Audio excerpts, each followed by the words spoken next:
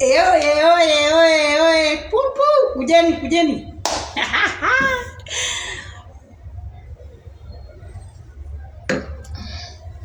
Meda wine.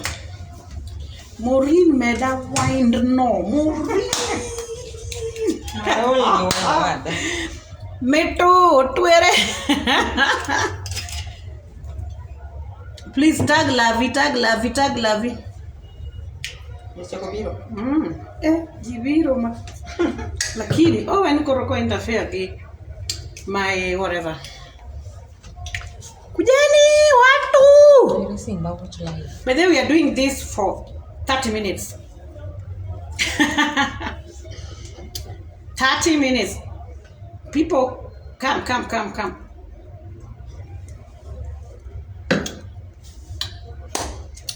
Lavi, you block my... I don't know what you've done. I've tried going live on my account. It's not working. So we're gonna do this here.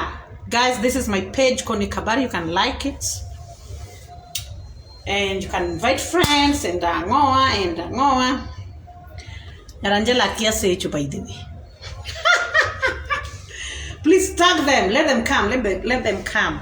We are doing this right away. In a few, we are starting. What about you, Luo? Mondo soka baga kikdinwa. Tag those people. Tag them. We need to start.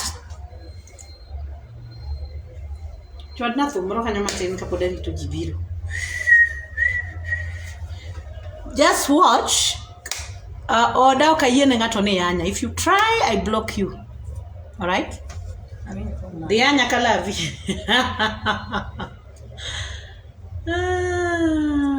The yanya kalavi kocha kada. Kau kanya yene ne yanya. Guys, confirm kama sound iko poa. By the way, kadwa yanyo ngato. I just want to speak the truth. Use English ama Kiswahili. Happiness, I'm sorry. I'm not going to use that. I'll use the Luo. Ginyo makojo Luo. So, I'm sorry. I'm not going to use that. Juzuka bagata tutoa. At another block.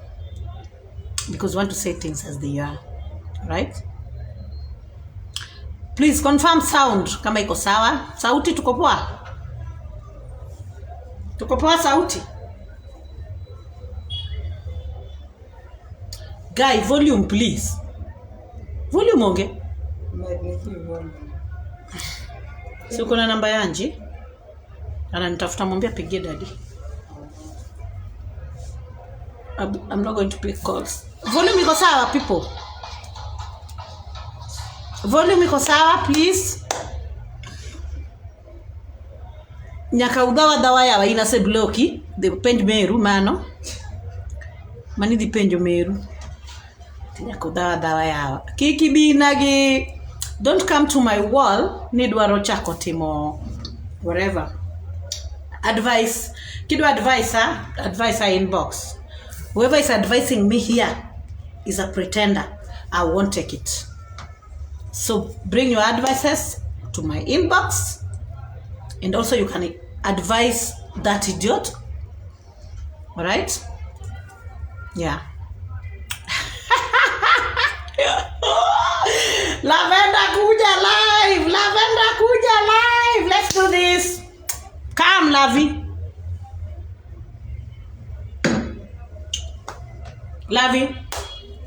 Bang mati be there live. People should know the real you. Stop lying.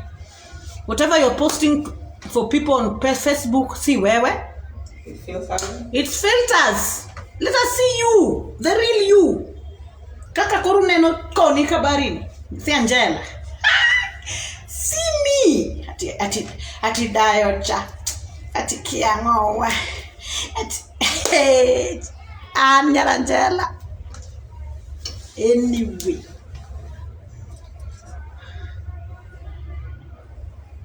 Lavi the live. Dionesu chikaka neno marani. The live. Irach kan toil. Irach. Because I'm sure I'm even older than you. And I still look cute. Look at me, just look. Hey, cutie. Dawa yenyu, moto yenyu, cutie.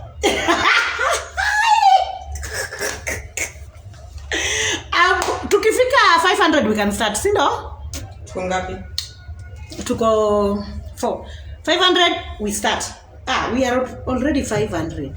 Let us wait for 100 more people. Aki, please guys, let's wait. Kama una bundles, I'm sorry. If you don't have bundles, please forgive me. Meanwhile, Lavi and alive. And alive, Lavi.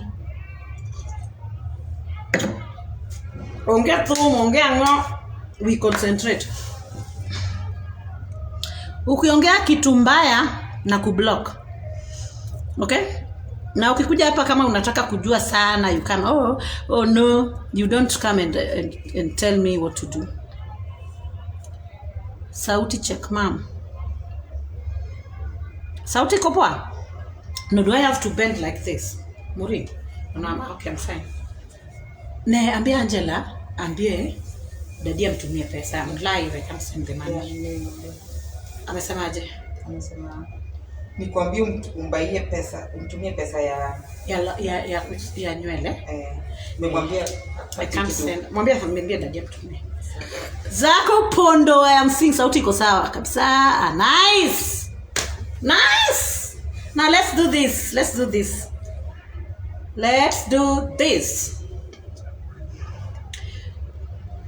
We are at 700. That's a good number. See, tuanze. That's a good number. Don't you think so? Number one, I want to start by saying this. I respect you guys as my friends, my fans, my followers. I respect you. I love you. But I don't beg for love. I don't beg for like. I mean, if you don't like me, it's okay. I don't care. Right? You know, there are people, we just meet a condemago Kabarry. But so tuchukiane ya nini? You see, so if you hate me, I don't care, because some being robot, some being pseudo. So if you hate me, I don't really care, by the way. I don't care. I don't give a damn. Now, nitatoa hizi comments zenu because I want to admire myself zinani block zijioni. So I'm not seeing your comments. But once I get the comments, I'll block you. Next time you won't enjoy this life. Now I want to go straight to the point. We are going to talk about Ishumar Kofi, the Nyaringa, the Lavender, Giwini. 4 people. Yeah? And I want to talk nicely. I don't want to I'll just speak the truth. And ungeya scandal kayuda kama tubedo ni scandal ni engisos okakwin ngato abiro gatimo live to clarify, because you see, if wechegiko timre you'll sit there, you won't know what's going on. Koringene utakuna unajaribu kufikiria. I don't want 2 people to fikiria. I want us to know the truth and get to know what's going on, because people are wondering what is happening and all these things. So I need people to understand what has been going on. Yeah. So number one, before I go on, I want to remind you that I don't care if you don't like me, because I know all these people are watching. A good number likes me. A few of you that doesn't like me, it's up to you. I don't know you, so it doesn't matter. All right? And you are the one who is hurting, because I don't know you. I don't care whether you like me or not. If you come to my live to 1K, so we are at 1K. We are at 1,000, so we are good. So Lavi, interfering with my Facebook has not affected this live in any way. Now, we want to now talk about Ishumar Nyaringa Gijaode. These people, it is paining me right now as I speak, because these people were our family friends. We were family friends, and I came to know Nyaringa. How many years back? Is it 2 or 3 years? So by virtue of Nyaringa being my friend, wabedo sir bende gi Kofi, majaoda bendo donje, so nyaka nyithindo, so we were a family. Actually, we were a family. Immediately mane wadonje life Nyaringa, gi bedo siep kodgi, there was issues in that house, serious issues. Emomi abro wacho ni, I am not here to fight Lavender ni ochodo Kofi. No, I'm not going to do that. Because they never fight ni kech jok machodre gi chuor Nyaringa, they never say fight jimang'eny. There's no need. Because when I entered that house, when I started being friends with Nyaringa, they had issues ma serious mag chode kaka matimore sani bere to mane nyaro kuyu. Nyaringa ne yuak. I was selling fish, so I will deliver fish to her. Kachopo wade okuyo bede komo makore kama siepa yuak. Wawuoyo gi Kofi ma wawuoyo ma piny lich. Wabdhi odno wawuoyo kako osiepa kata ka yen ochuno. Kech nothiano ne mamano. So we were like, aish, yeah, surely. I'll just mention two. I don't want to mention names anyway. And Kawa nyarukuyu ne wuok obedo moko kanyo moko if you're keen nunyalo bedo kuneno obedo moko kanyo kata mra ni chuochodo, it is okay, chuochodo fine, uchodo okay, lakini it's good you people respect your wives, okay? To mane gima nonyiso osiepwani ni sawa kata ko chuni chodo, then respect your wife. At least some respect. Atakanya kinindoko, find something miwondego mondo dhi nindoko ka ongeni, yani okongeni nindoka dhako moro.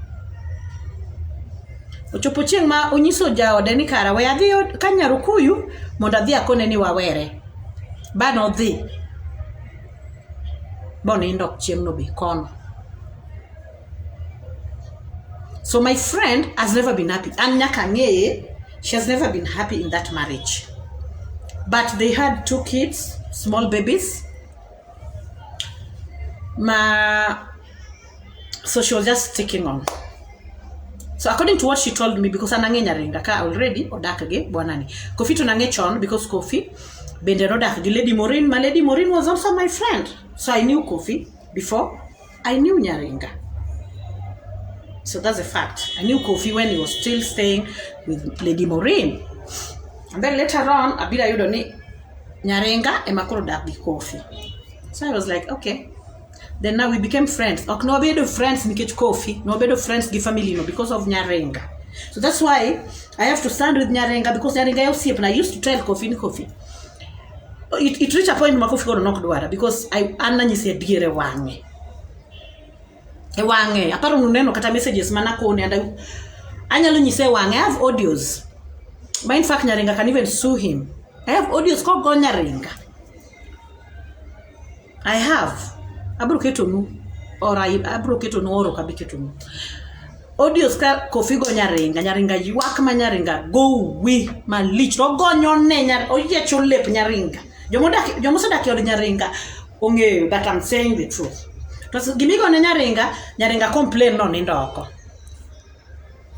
Nyaringa complain ni dichuo no nindoko like any other woman would complain. It is normal. In fact, some women will do worse things than Nyaringa. Okay? So Nyaringa would go. Timona kama nango. Igo ma yetine leuni ma mudong duk embele nyitinde embele osiepene. Osiepe Kofi mano dake yode. Jothum, joband Kofi ma osebedo onge dug mori because chwore no koe ma yetine lepe edieri. So nachukia Kofi. But since Jawde was still my friend, it reached a point when I advised Nyakone ni Maureen, please, this is not marriage. But now, pesa mane Maureen no biri marriage in kanegi pesa. That's a fact. She had money. Mabe kamane oyudo ka Kofi koko wuok e od Lady Morin. Ka Lady Morin oriembo Kofi ne nodak gi manager. Ma Morin ne mokwongo pango ne Kofi ot. Love. Gima love timo jo kama. So that's what happened. So Morin had money. Okni Morin is just that girl Makiamo. She had a boutique, she had money. She had a car. Morin had a car. Gach Morin ni no kaw gi jo loan. They borrowed 150,000 ka Kofi timo launch a Gesa. Magne gari ni no kaw go loan. The loan wasn't paid. Gari no they give 150,000. Gach Morin. Anasabedo kama guys kane angilia dalawa now we jidhieliel. So Kofi nekta $1 eliel. Kofi wanted a suit. Morin went as far as weyo koda mna hole pesa chulgi interest. Onyew ne Kofi suit. It's a fact. Kendo Kofi wacho no dwaro suit moto wan. Morin holo pesa. Midwoko gi interest. Mondo onyew ne Kofi suit. Osiepa, I say advice you privately. Now I want to advise you publicly. Kofi does not love you. I say Nisiga, I told you 100 times, this man doesn't love you. This man does not love you. Please.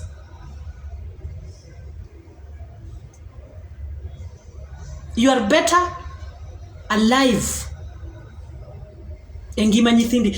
Adwa so ano siep Morin. I advised Morin kako siep ne. Kase weyo gidi chuogni ma ochopo mwisho. Mako neno Morin osiepa. Weri ingane. Nodwa wuogi nyithinda penye ni tero kanye. Ibiro tho. In gi alsas already. That is the status I said Morin nigo. Na winjo kose chako wacho gik mafuwo. Morin ni gi alsas. Kunenu Morin sani, jomonge Morin, uburo ng'endi that woman has gone through a lot. And that is why it is paining me because I was seeing all these things. I was seeing all these things. Ko Morin, wrong message. Connie, orna kata 100 wanyogo sapa. Severally. There is a time mana a chomo Kofi ma penje. Ni Kofi. Morin midwa no chul rent 40,000 because she used to pay. Pesa Morin no room ya Kofi kanyo. Where is she getting this money? She's buying food. You are eating in this house. Where does she get the money? She's not working. Idwan Morin ogol pesa kanye. So whatever thing Mobro wacho kia Morin kia ngoa. He was pushing Morin to other men. Mondo Morin I penje. Do you want her to chodo eko chul rent? Do you want her to, what do you want from this woman? I became his enemy. Although no luo choma. Because I used to tell him the truth. Ochako bukreni and market for Morin. Ake for Morin nade. How do you expect me? I'm not working. Idwa na chul rent. Idwa na nyeu chiemo. From where? Yes, she had money. It was finished. Eodika. I was seeing this and I was feeling for a friend. Dakne wase wuoke ka ni wa fight ngato ni chodo chuore. Because jok mane chodo chuore gi no ko biro bully Morin e Facebook kata ka giduokore mano margi aside. Mano kadonje be onge chot Kofi masega chomo ne omera. Ichodo chuor ichodo chuor siepna. No, for what? But in this case I had to come in because I've seen all the things Morin have gone through. For 2-3 years I've been in their lives. I said, we'll give Kofi Masayo, ni Kofi. Mama ni broto. Don't do this. We were friends. Manunya loneno, what they katakod, what they were together as a couple. Chen Valentine. I paid for that room. So that they can at least, I wanted them happy. I paid for the room. Manunena kwa the Valentine. It's me who paid. Because I wanted this couple to be happy. Okay?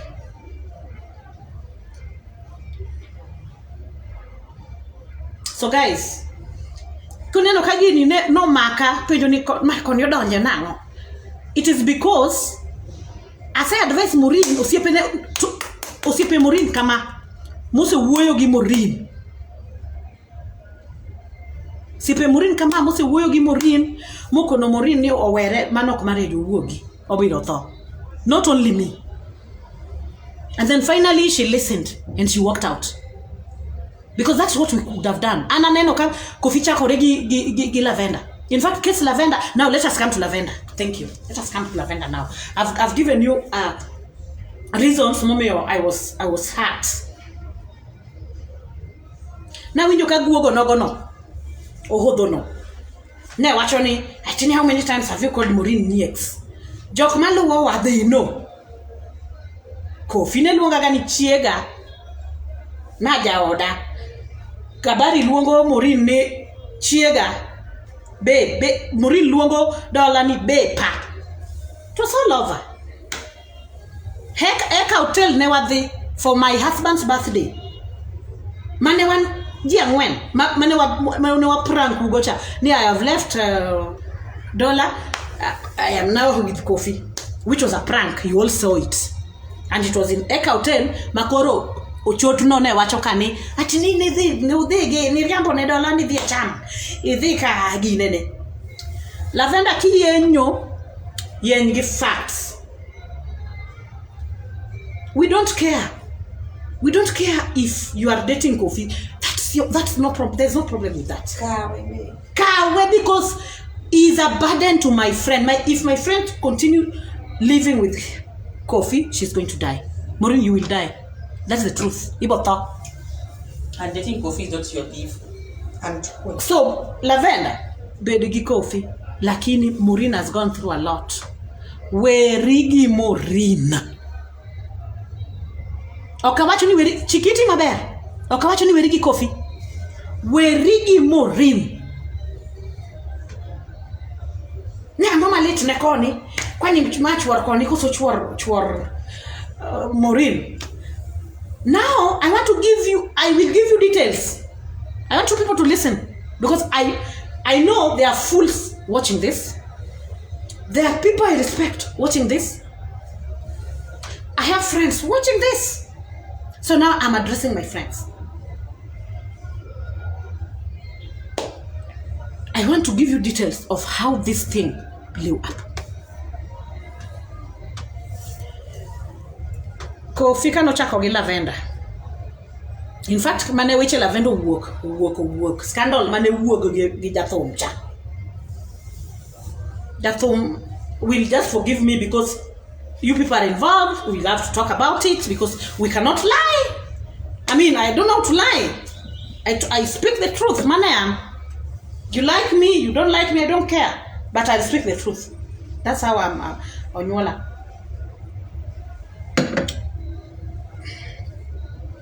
Scandal kano wuok no hapa nuneno joma noneno. Ngama no create scandal ni. Scandal mano wuok no. Mabe mane momi unge u lavender is. We didn't know about lavender. In fact hata mimi sikuwa najua. Sama lavender ne bire issue mar Kofi. Sama ne lavender owegi jathum. It was private. It was a very private affair. Then now nikechundu waketho od jathum cha odhio create fake account ni koro ni ngama yenyo cha yanye. It was a lie. It was her. It was her. Mano also nini mabe no backfire. No loso scandal mano backfire. Yo scandal haikwenda anywhere. To no loso scandal mondo dhio fight godo jathum mondo jathum okosana gi chiege. It backfired and she was now bitter looking for a jathum machielo mondo omigo jathum moro cha ofil pain, you know. To I feel pain takataka you give feel the pain.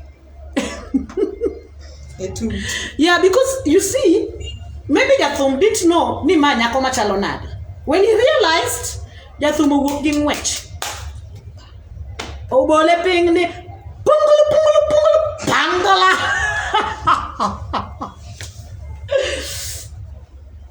Yeah. So, okabi wuo kuom chode Kofi mang'eny mang'eyo because we are not fighting any kata mana Lavender, we are not fighting nikech chodo Kofi. We are fighting Lavender nikech no attack Maureen. No attack Maureen. That is why we are fighting her. Otherwise, she by then on Negoling, she should have enjoyed Kofi most. Because nobody kata pokna penje. My first message that I sent to Lavender and Chiang Manu post Maureen in social media. Ma kendo na oro a very polite message. No claim ni Maureen woyo. It is normal. Natokuka uchuori, you have to talk about it. Right? Ne, jok mago chona messenger. Stop, I'm live. Don't call me. Okay? So Lavender kane donjo a life mar Kofi, no do kwa sego od Kofi, no do kwa go lwen nyako miluongo ni Nyarabando. Nyarabando ana wuon nitie audio ma winjo ka audio no Maureen emanego, but I listened to it. Ka Maureen Kofi nyiso Maureen ni ocheza chini dongo mama ni omiwa gari ariembo gari kata gari ndongi nyalo konyi. That is Nyarabando ma pod Kofi nigi gach Nyarabando nyaka kawuono. Lavender pok ochiwo gari. Lavender ng'amo ni miyo Kofi Prado kata inyo ter Kofi showroom because sama Maureen no wuok agent ne ni od Maureen idwa lor dot Kofi no dar tiakuo. Why? Lavender, you claim you have money. Why are you not supporting the man you love? Why? As Maureen used to do. Maureen was the one who was paying the rent. I was seeing.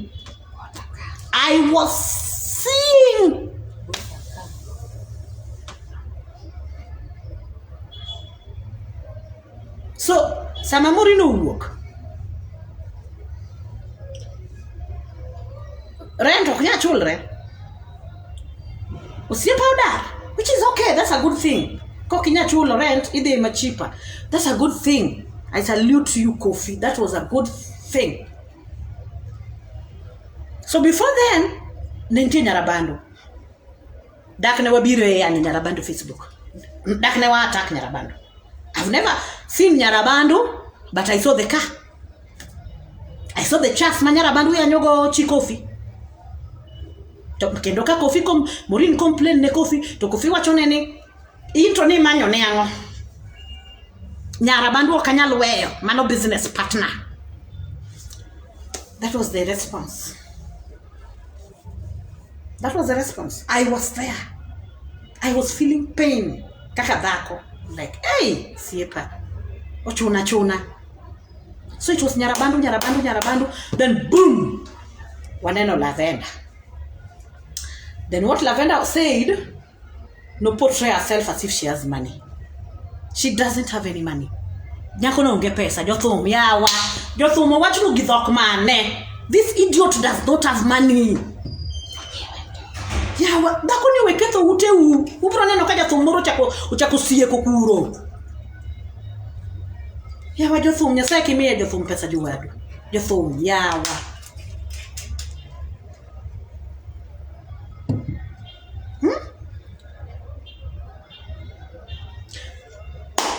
Kendo ne wan Migori.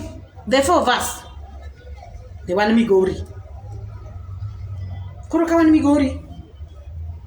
To in fact, ne wadhi gocho Migori. It happened to ne Kofi ne ni dala.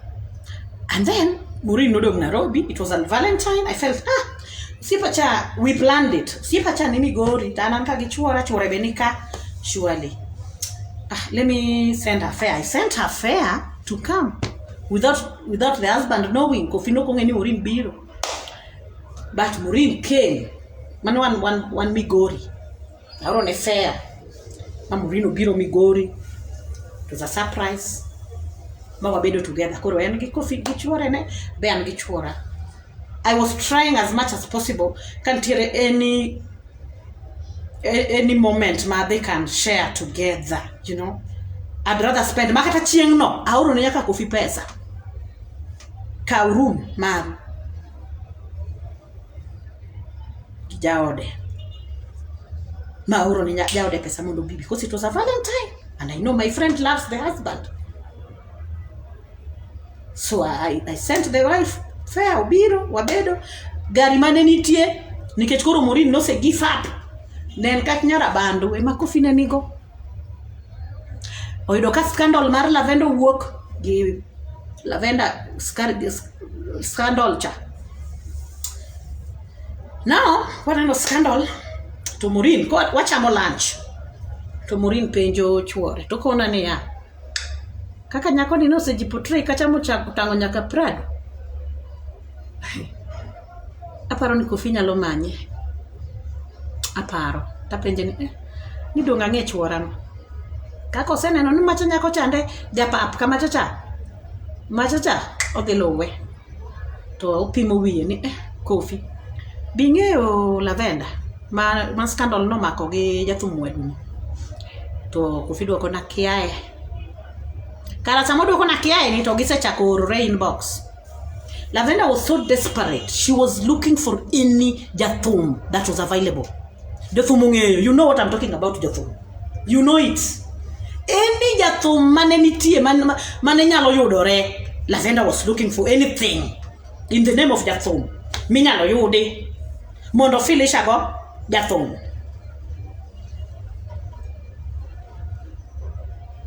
Osiepa, you will forgive me. I have to speak the truth. This is me. I have to speak the truth. Lavender no donjo nyake od wood Phoebe. Engineer mosiepna. Lavender no donjo e od wood Phoebe. Makunyalo paro post moro mondiko I suspect. Makiata wacho na I suspect. I suspected ni wood Phoebe no kwae pes vigolo video. She posted it. But no kolungo nying jathum bana nyiero kanyo ni 1 million ni goya jek gi 1 million. If you saw that post, Jaod Phoebe is also my friend. As a good friend, I called the husband. I called the wife. Where did their wife first? The wife told me. In fact, she was so frustrated. Ukona ni engineer wacho na nodwa kendo Lavender.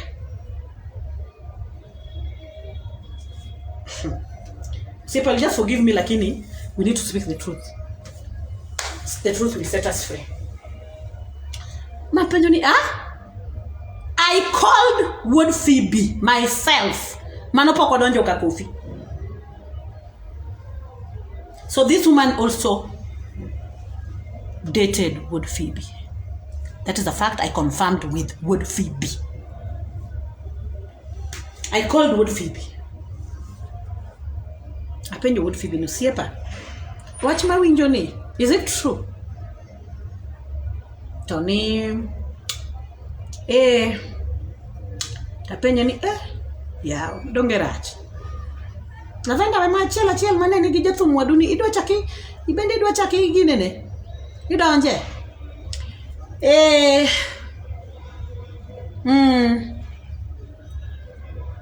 And even told the wife no do kendo Lavender. Tapenjo to jathum no. Ubro feel nade. Now when you people are friends, you are close. How would he feel kya oneni gi Lavender? Mano used to date. Toko nani it doesn't matter. Jathum no be mora kata kadegi abedo kendo Lavender. Koni okay. Suit yourself.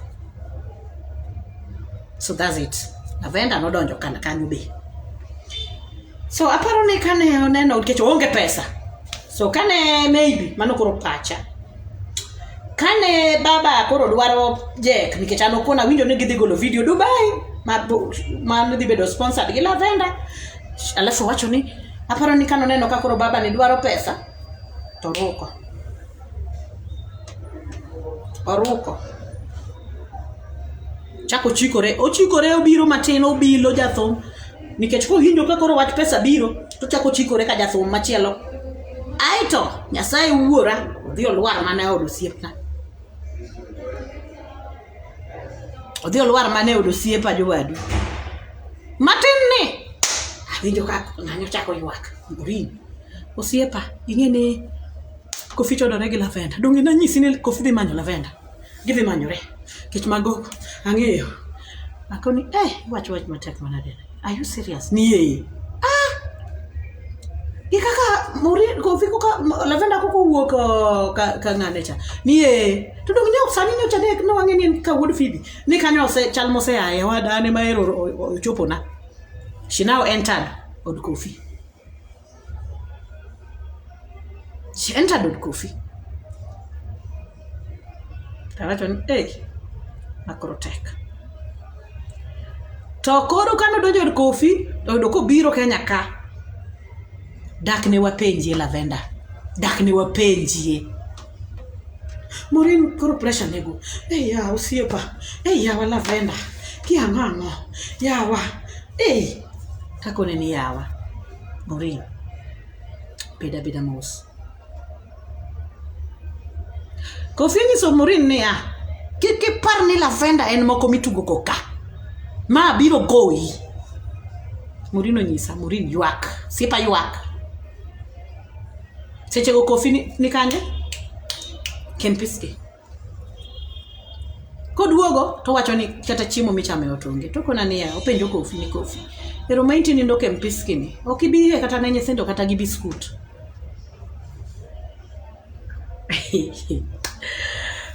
to Kofi was coming back maonge anything okay 4 good nights before lavenda nego ne Kofi simu in the middle of the night ma dhi od Kofi ma wuoyo gi Kofi ni Kofi osiepa yawa in kata indi winj nade gimitimo ne dhako ni in inya winjo nang'o ma chiye gi bwana lavenda go simu they can talk even for an hour Kofi nyalo wuok dhi bede gach nyara bando oko to wuoyo gi lavenda ma Morin wuogi ma ng'e kitanda yud ko onge malor piny ma wuog oko ma dhi yud Kofi ei gari ka ene simu wang' teko dhi momedore koro ma wuoyo gi lavenda e simu piny downstairs e sitting room giwuoyo mano lavenda pok biro they are on phone madharau was too much koro kane lavenda biro koro bas Kofi koro nindo gi lavenda Kempiski Kofi aparo ni neno pich dichuo machielo cha same hairstyle same phone same style mogogo picture so that means this thing was happening maneri in gi lavenda Kempiski sama ukoni ni odhi e party dong teaching mani wacho ni dhi e party be udhi ndi waneno ni sawa chiegi to ywake ot gi nyithindo lavenda seche go it means ni no ne unindru gi lavenda Kempiski sami onge to nindore gi ng'at machielo cha mwaneno picha ne cha yeah so that's it I didn't bother nanyiso Morin ni now this is too much nikech apenja nanyiso Morin ni kachuori biro kete piny mondo wuo and then my advice wiri gi ng'ani ma ok dichuo sama ni bire ngima ng'ani ni nigi pesa no rumo is looking for another woman man nigi pesa to pare ni ketho odito lavenda to nge pesa trust me she doesn't have anything Kofi owuon in ng'ama ni wacho ne to ditie dhako no raracha lakini wang'e ane kanyalo yudo gimoro malong'o kuome you said that atora raracha dier an pok aromo kod lavenda one on one but asewinjo no raracha kotoyo lavenda the only thing minyalo prove goma is coming live like me kaka biro ne to waneni with no filters. Just come, let's see you. Very ugly woman. Iketo uteji. So the reason I came into this issue, Kofi Okuchwara, yes, but Chikofi is my friend. Very good friend. Okay? Now, kama koro tabu wuok, ananyisa Morin, okinyal fight, Lavenda nigi pesa momathin. Obiro Kenya, ochando go chuo, she lives. Sani tionge gimoro. Ionge gimoro sani. Kor kionge gimoro ka kionge gone. Fight jogi bro bedo matek. To the way I'm seeing your body and your everything, you are going down. Please leave. Dhiye kata ko wadu moro kata Kanyameru kata kanye. Just get. And you're also free. If you want to come to my house, it's okay. You can come. Because you are going to die here. Kech kofi no duoko Morin. Achodo Lavenda gets one. I'm dating Lavenda. Makatekni tidhi. Morino nyisa. Akono Morin. Ino siepa. Kuchopo kama ngani wuyo ni kama. Sika neno ka in useless. But I would advise ni kikirit thonika. Kikirit thonika To Morin no wuok ma wene Lavenda dichuo. Peacefully. Waonge kode gi wach. Peacefully. Morin no wuok ma wene dichuo mo dhi. Koro chieng' moro wan gi Morin e saloon. But kata Morin no dhi, she was worried. Adier ma chuore, ma Kofi chuore. Kofi chuore. Morin no dhi mo timango. Ogocho ne chuore. En gi stress. Nyithindo be nanyise ni unless in sure gi kama idhi dak gi nyithindo Morin, ionge tich gi sani. Wene Kofi nyithinde. Let him take care of the kids. Tibed alive, and rather than dak kanyo to isiki yuak chunyi late ibiro tho. Just get out. Now she left. Someone said leave. Inga gawa che nyithindo. Nyithindo pod chando chunye. Ramo chunyi Morin. So Morin ogocho ne chuore. Mabe nwachwanyore. Kech nogocho ne chuore secretly. Nokodwa kata nang'e. Na iye koro karabiro vumilia. Iye biro monda gine. Mopenje niya. Ni koro kise iye kamano tidhi dak gi ng'a. Do you know ni this man was recording the wife? Chiegi ogocho ni temo plead kode ni yawa. Walos kindwa nikech nyithindo. Nyithindo chandore. That is the reason mama nogo simu. Walos kindwa nikech nyithindo.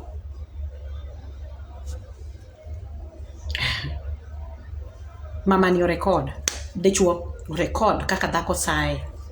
Ooro ne Lavenda. How did we know? Abiro kanyo. Morin pod wakia no ooro. Wan wang'ani no, she called to plead. She called, yes. But I cannot say ni rach ka no gocho. It's okay. Onyalo gocho, yeah. It's okay. It's alright. Because for the sake of the kids, it is very okay. Ano kanegi marach kanyo. But I told Morin, why are you doing this to yourself? Why are you trying to show these people how desperate you are? Tokona no siepa. What nyithindo miyo kachiem kata. I was like, but you are better alive. At least nyithindo go. Kanya sawe ya uni, jowadu. Whatever you can do. In fact, I will share Morin's number. If you feel you can support Morin, yani mon, we can support each other. Whatever little we can contribute for her. Or chak biashara, moro manyalo konye gi nyithinde. Because Morin ko endelea gi dak kacha, she's going to die. Because kata Lavenda, Kofiore gi Lavenda. Pod bwana ni dhi manyo ja pesa machielo. Odwaro dhako manyalo bedo gi pesa, manyalo miyo, manyalo kaka Lady Morin ne nyiewo ne gik moko cha. That is what mane gima Kofi dwaro. to mtoka chando wi osiepna seriously. Lavenda yenyeo na yenyeo ne osiepa ni gari. Kati miye Prado moro mani haya mani gogo picha cha. Miye. Pare. Okay. So koro wawere gi weche mang'eny. Wawe weche mang'eny.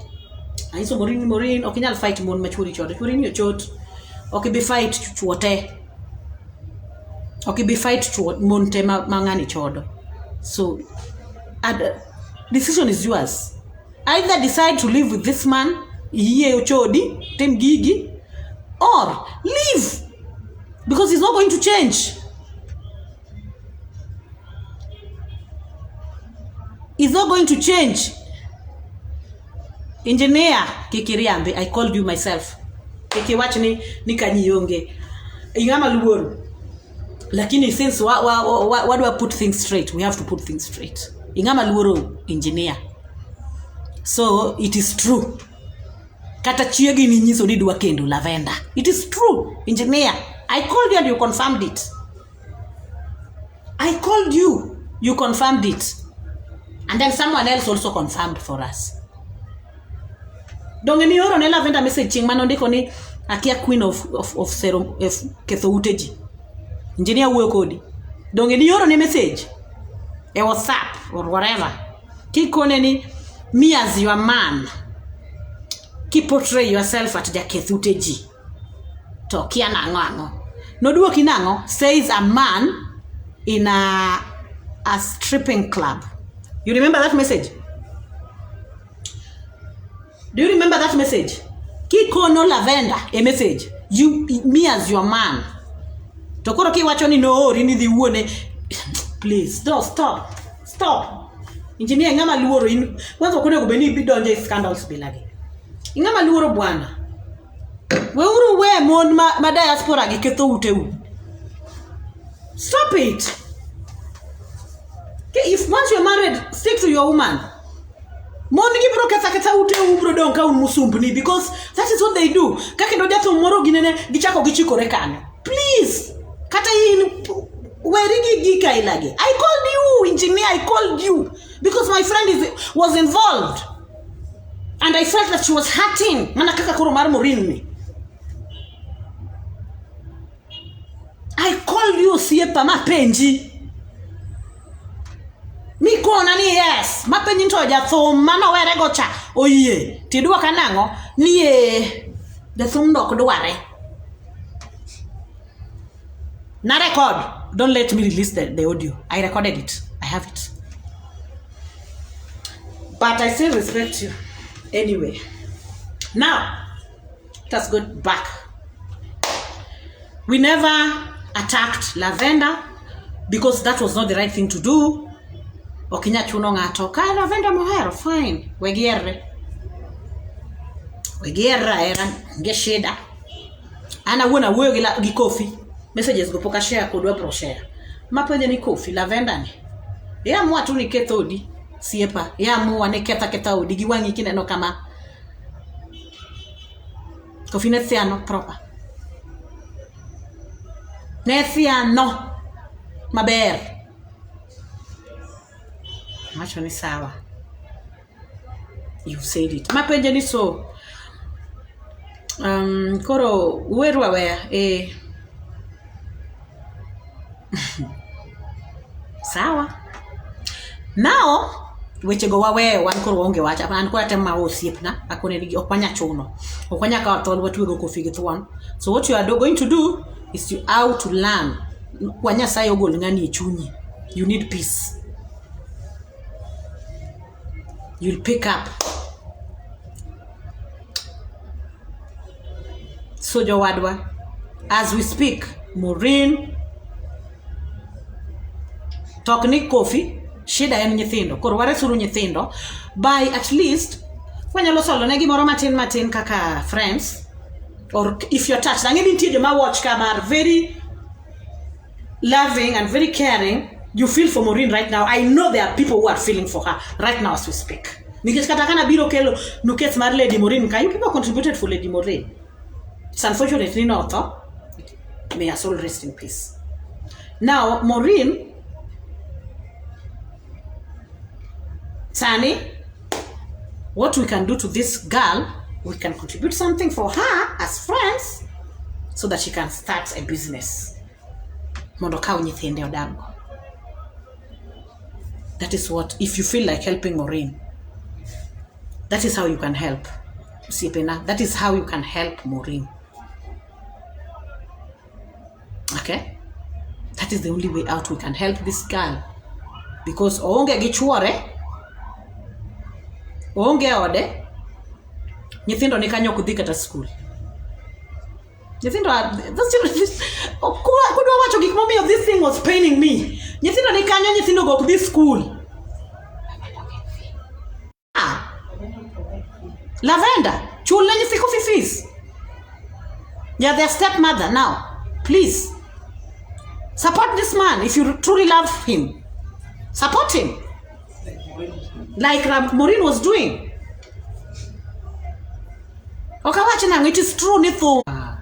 Oh, Wi-Fi, okay, Loshida Martin is back. Thank you.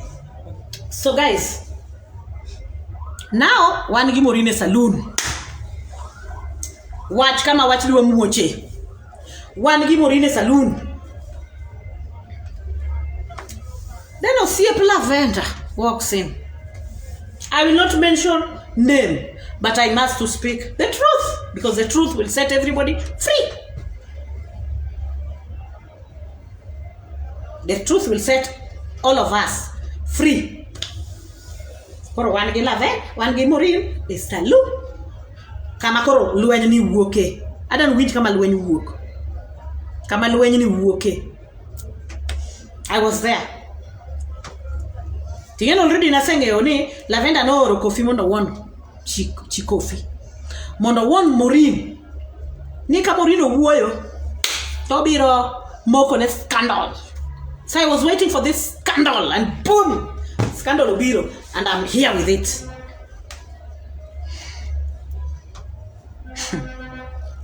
One saloon usiepa Nisoka.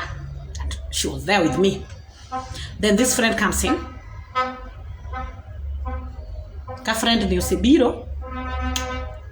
To friend ni is the one who gave us the details. This friend. And these were her words. Maureen into bendi fuo konyi tek. Maureen konyi tek. Ifuo. Nikechi wuoyo gi Winnie. Jok mose chodore gi chuori iwacho go ang'o. This is now where Winnie is coming in. Although story mar Winnie I knew, because Maureen no se wachona. Ni Winnie ne chot kofi ochando Maureen kabisa. Kabisa. Ka Maureen manyoro. Ochando Maureen kabisa. Konyuolo nyathine ma second born. Kabisa. Mana kaka koro Lavender odonje mane. To no gol lweny gi Winnie. Gi gol lweny gi. Mano no yudo kosego na mpaka. Did I monjo Winnie? For what? Mama margi. Now, gimane rach na makora nyalu ka Winnie. I'm sure maybe you are watching. I want to talk to you, Winnie. I want to talk to you as a woman. I want to talk to you as a wife. Itimo marach. Winnie, you're the cause of all lwen manitie sani. Enin. Now this is where Winnie is coming in. This is where Winnie is coming in. Winnie, Lavender. I don't know Winnie. Now we don't tag along. Winnie is your friend. Winnie is not. I don't know. I've never met Winnie. Akia, in fact, I mean, I'm not Winnie's friend. No, I'm not. Okanyal bedo siep nyaringa. Tataka bedo siep chot chuor nyaringa. I cannot do that. That one is not me. In fact, I don't know that woman. I don't know her. We've never met. Makatakose nena. Maybe onya nena iji. Katana nya nene iji. But I don't know her. And maybe onya recognize. I cannot even recognize her. I don't know her. So I'm not her friend. Can you cause? I'm both Guinea and Magmiriambo. I don't know Winnie. Now, Osiep Lavender koro nyisowa. And gi screenshots kamang'eny. Itoko kitang to Lavender bro goyi. Nikech gik miwacho chopo ne Lavender. Ichat gi Winnie Maureen. To chats gi mise chat gi Winnie. To Winnie oro ne coffee screenshots. To coffee oro ne Lavender. So to you know obvious Winnie gi Lavender ka Winnie gi coffee gi Maureen ka wuoyo. They now talk about Lavender. It is true. Which is okay. When Lavender ni to punda ma Lavender ni to ngama mok wuok beto ka ochuor wadgi. Maureen has a right to talk. Maureen talk, bana. Talk. Now jogi kuodho nga Lavender. To Winnie bende Maureen be penjo Winnie kaka ito ni handle wach ni nadi. Hey, nyako ni ketho utewa. They now talking kaka mon. Manotimbre nade? Ma Lavender ketho utegi. So Maureen wuoyogi. Please don't call me, I won't pick. Nyaka tiek live ni. Maureen wuoyogi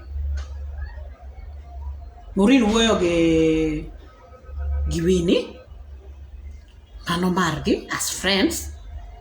But Maureen ambende. Yawa ngama sechodore gi chuori cannot be your friend. Osiepa. Ibende wake up. Don't do this. Ngama sechodore gi chuori chako bedo osiepni nade. Abe kanyo tiyangu. Kata ka osiep Lavender shane query. She's right. Because she's happy with whatever is happening to you. She's celebrating. Well, how do you involve her? So Maureen chat Winnie. That one according to friend Lavender. According to friend Lavender. Maureen chat Winnie.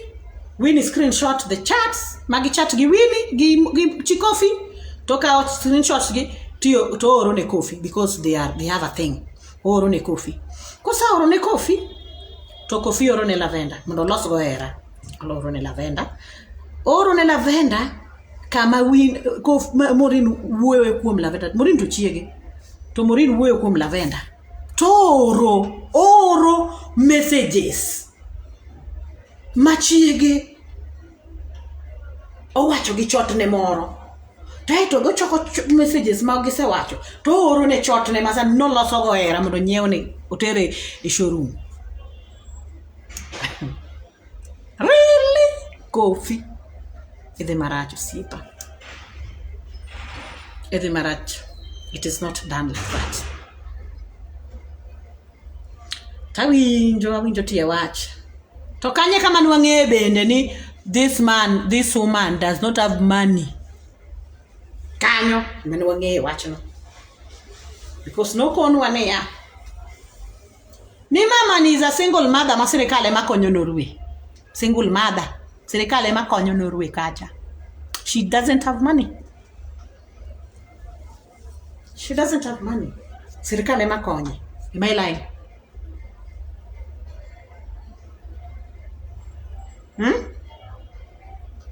Lavender. We would have just in broke tiraracha. That's the fact. That is the fact. We would have just you don't have anything. Kure mane wang'eyo ni gari manie profile is not yours. Toka in Mari. They go live wanene. They go picha gari no. Picha no en gari adi. Gilau adi. Emano go no one day kano haya gari no or kano kwayo. Picha manie profile dako ni. Kose go picha muketo kama etimbe ma dako jajuok moro ma UK cha betimoga. Jajuok ibe an kodi. Nyaka thomo an kodi. Na neno kichako soka. And by the way, I don't have issues with you unless you come for me. When you come for me, I come for you. Na seneni ikiwa ni ukanini. To kibi, just leave me alone. Timbe ni mitimo UK.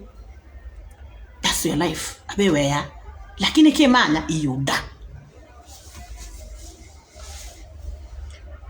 Now, mama ni woyo, ne wane saloon, Maureen cried. Ko wacho ni, yawa, mano dong Lavender dhi moko na scandal. Maureen uluor. Tainsa Maureen, siepa. Lavender ko moko ni scandal. To bro bedo scandal modwaro no. Lavender ko moko ni scandal Maureen is going to be a scandal. Now that is where I'm coming in. Mane mommy ona mako wacho ni ba nyiso Maureen ni just let me deal with this. Because na ngeni these people negi Maureen Lavender gikofi no makore kama they were fighting Maureen. Kama because Maureen Kofi ema provide Lavender gi what? Kofi ema provide Lavender gi stock mimoko nego Maureen scandal. Ogolo kuom Winnie. Because Maureen to paro ni Winnie osiepne. So she was now osiepne ni gidogo gibedo osiep. Maureen four. Maureen, you are stupid. You know osiepna but before. Kata sama nicha kuwuoyo gi Winnie be ne wi konyi. Bende four by the way. Iwinjo. Then wawinjo gigo. That same day, kapodan gi Maureen. Akone ni call Winnie to find out if it is true. Kanyo be mano wawinje watch message screenshot mar Wood Phoebe. Ok na winjo. I saw the screenshot with my two eyes like this. Come on. I saw. Where did I see it? A symbol siep Lavender. Emana nene message. Ma Would Phoebe watch on a Lavender near? Lavender. Now, you know me as your man. I don't feel good when you portray yourself as Jacket Monte Uteji. To Lavender do work. Says a man who is in a strippers club. Would Phoebe query ko kama no kadir. Dong nitie chat mano ko kindi gi Lavender. Ni mi as your man. In man nikita ko so in man mar Lavender. Yeah, well, timuru nade jotho.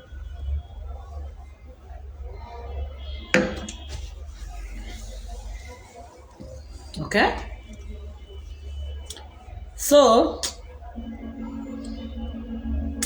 wagocho ni Winnie. Let's say ni wagocho because I was there.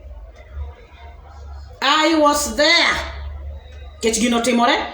Kawan the saloon. Imane wawinje ko siepne mo wacho maber ni she doesn't have money. I will not mention the friend, but it was a friend. Osiep Lavender. Osiep Lavender kama Osiep Lavi. Kama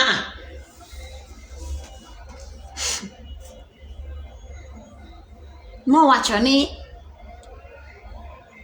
mano tudunga nyawe kikawachi. Let me save them. Let me not say that. But gik mano wachonwa. Ni Maureen, inafadhali move on nikech chuorito Lavender oseka.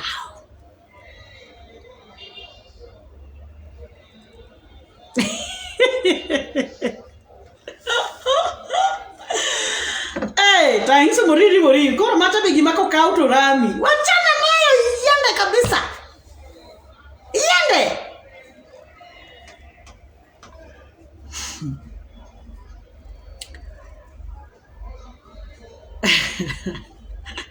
Okay, thora lwedo. Lavender, iketho ute ji, mama. Dimbrie, bed mos. Nyithindo are suffering.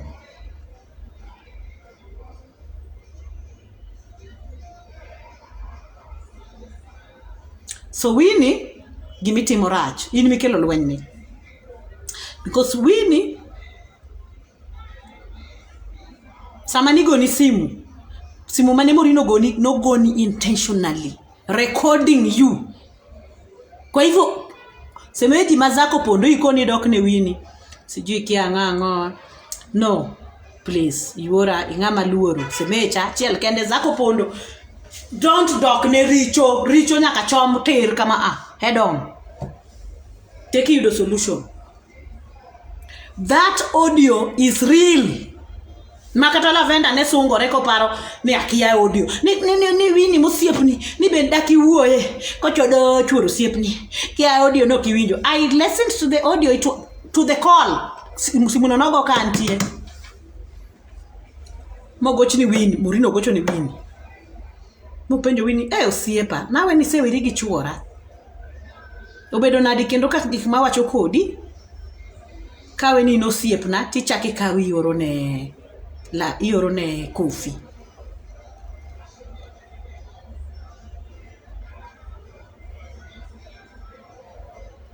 Ichaki kawi ioro ne Kofi nade. Tawacho ni yawo mano to. Ochako seche mo owuoyo ka oginene, owuoyo ko timangocha. He said ngama guilty. Have you ever called someone who is guilty? Very guilty person. Morino gochone. Ya osiepa. Yani nyalo timatima malit kama na dieri. Gik mama choko dicha kika ioro ne Kofi yawa. Kwani karakara nawe nuseweru yawa. Kaka ni konya. Kaka ni pupo oda malich mani chando oda malich cha yawa. Mana wase wechego. Mana nge ni koro niseweri gi chuora. Karapode ni ichodori gi chuora. Karapode ni chodori gi chuora. Yawa surely mano beber yawa inyalo oro gik ma. She did not deny ni okene mano oro. Mokono wani simbe kia ubedo nadi tinde sani kata kugochona tok simu no dhi kia kanye wini dongi mano tadier so mano miriambo. So the audio call ni ya ukweli. So all these things were happening when I was there. Now Morin Giasera mo wacho ni kare mama ni pod duoke thoda. Kara pod donjo ku Kofi to nawe no sewe gi Kofi uchako donje gik machalo kama. Oka audio mano wuoyo godo oro ne chuor wini. Oro ne chuor wini and chuor wini was concerned. He called.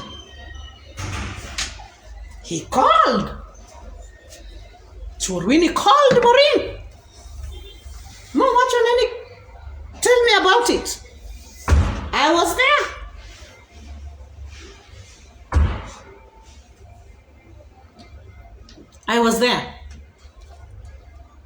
I was there when that call was being made. Churwini no gocho. To audio ni no ore ne churwini. Audio mane ngane post cha.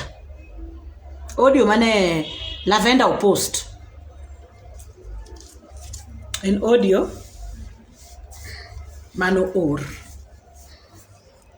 ne churwini. I don't know how it got to Lavender. Kanyo to kadwa riambo. Although I suspect Nino yudo gini through Kofi. Ask me why I suspect. This is why I am suspecting. This is why.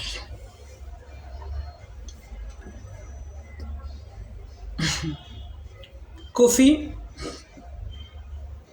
ogocho ni Morin. And they were talking. Lavender kiki wuondi.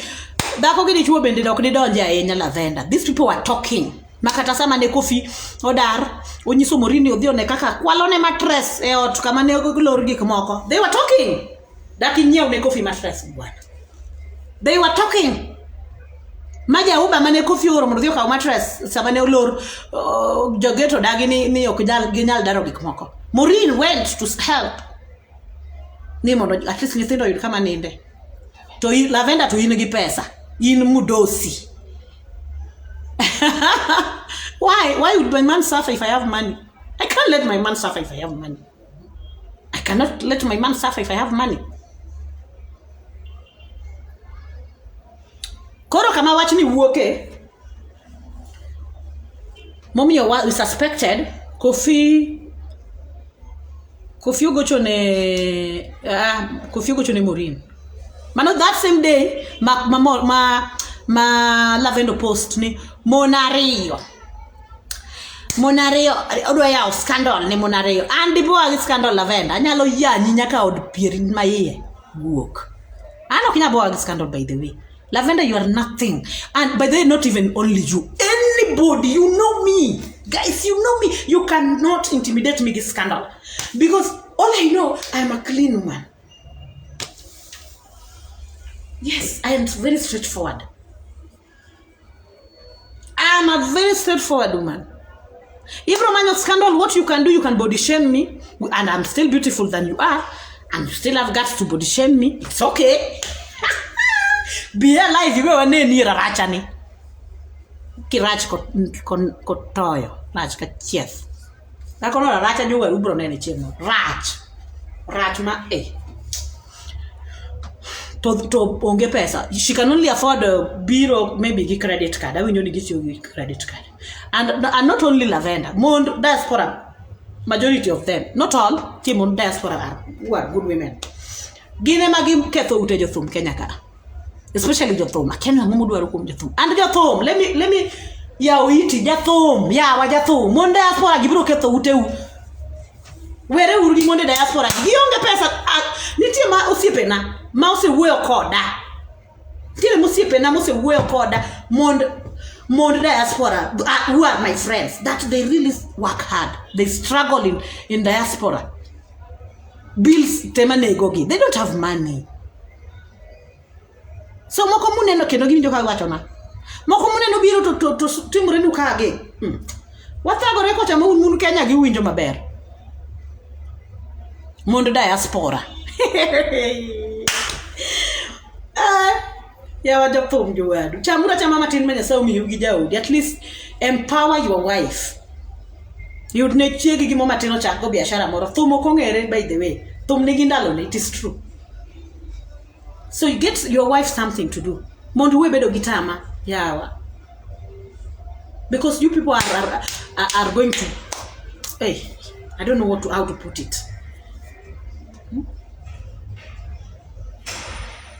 Surely. Why are you people? Why are you doing this to your families, to your wife, to your children? Honestly, Jothum. Because okay kata Kofi kende. Gini Matimbe Jothum. Jothum okne dhako mariembo gari. Aya wa Jothum ya. Ai. Wa. Diaspora, there is no money. Those people are paying bills more serious. Toka gibiro ka, gidhi gi haya geche to gitimore. Those people are suffering. Emo mi yudo ka kata Lavenda, he cannot even help Kofi in any way. He cannot. I mean, she cannot. She's broke. Apartments moko okay, apart from apartments moko raura na gono lando ka. What else does she have? The apartments okni mare. Apartment kata in you can go and pay rent and you furnish. That is how only B&B. That's how they operate. You just go rent an apartment and then you buy furniture and furnish it.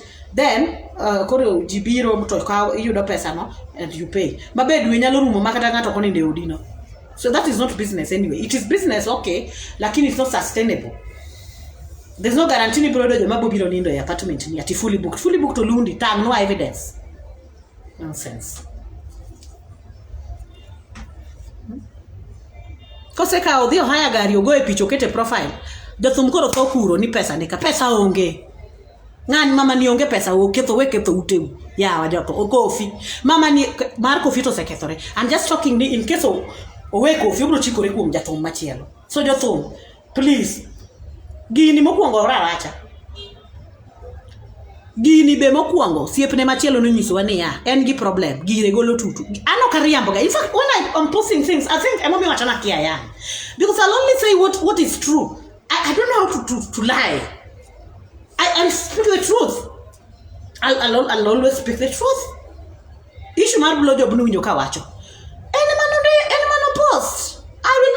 will share with you people. Anyone who post. I don't know, I know, doge mar blojo. Ana okanyala yanyo ngato gigi makia. Ka wuoyo, in fact okayan ngato. I just speak the truth. I will just speak the truth, yes. Truth. So whatever I posted, anything no bro ya jagia. Obro di manyo. I am an actress. I make pictures with actors on set. When I'm on set, I will take a picture with an actor man set. What she can have, madoyanyago odhi okawo picha magoyo kane set. To kose kawo picha mago kane set nikech she doesn't have anything to attack me with. Koro bro wuoye tienda. Obro wuoye akia ngona. Obro wuoye kia siandana. But onge gimoro malongo monyalo hita. Then now she comes with Miriambo ati nini ndo gikofi. An nyati Angela. Hey. Ngano ngeyo ni okonyata ngera. Okonyal. Gombo to nyalo gombo. Kechan gi gari to dwaro jagari. Not gari, an gi geche to dwaro jogari. So gombo to nyana gombo, it's true. But he knows me. Okonyaka temo Sarah. He cannot. Wenendo, he cannot temo kata nyisa ni koni wadwa nindi.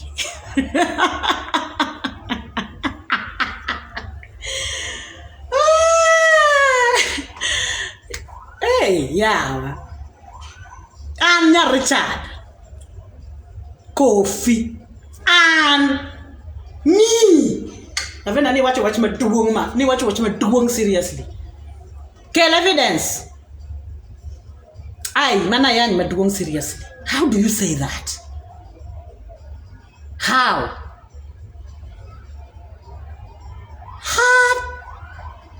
Watch my chelo mado wacho. Watch my tutu. I was told by a friend. In fact, no nyiswa gi osiepne. Machielo. Ni kwanza Lavenda no nigi shida. Gi kumare gologa tutu. That means mano kaswende. Kaswende idwa miyo jothumiti eko yawo. Koro indi chuo samoro kinyal ng'eyo. Kech odhi oluokore seche midwa gine no oluokore. Kobiro ini donje. Kari donje tutu motop. Tutu.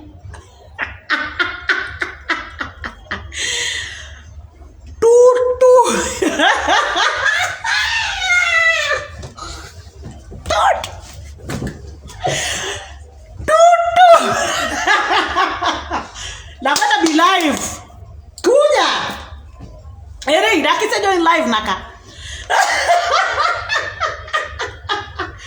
Lavi koro to wayani. Ondoch meru guok. Ohodho chot mawange tek. Guok Lavenda. Ayani koro. Guok mapero timo tutu imiyo jothum kaswende rahurani.